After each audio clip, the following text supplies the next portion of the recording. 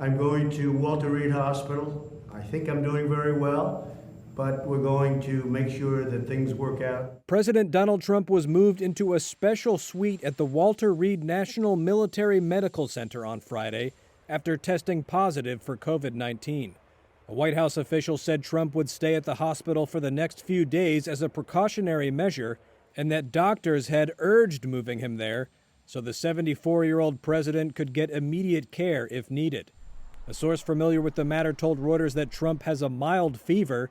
In a statement, the physician to the president, Sean Conley, said Trump was fatigued but in good spirits and was being treated with an experimental antibody cocktail from Regeneron that was administered intravenously.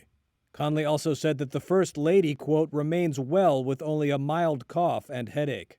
The news comes as the White House and Trump's campaign scrambled to adjust to the bombshell development with just 31 days to go until the November 3rd election.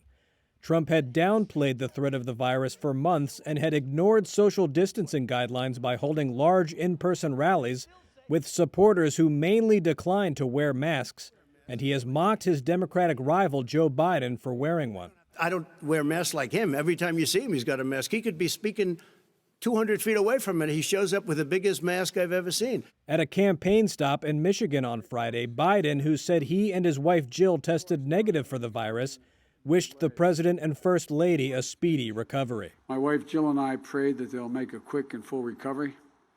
This is not a matter of politics. It's a bracing reminder to all of us that we have to take this virus seriously. It means wearing a mask in public, and it means encouraging others to do so as well.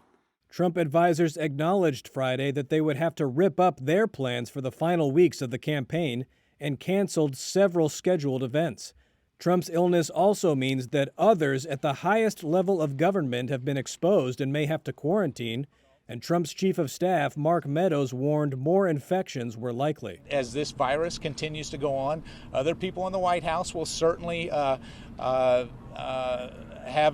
positive test result. Vice President Mike Pence and his wife tested negative for the virus, according to a spokesman, who also said Pence, who would take over if Trump were to become incapacitated, will work from his own residence several miles away from the White House. The end of the pandemic is in sight. On Thursday, Trump had proclaimed that the U.S. was nearing the end of the pandemic, but hours later tweeted that he had joined the more than 7 million Americans who have tested positive for the coronavirus, which has killed more than 207,000 people in the United States, according to the CDC, more deaths than any other country.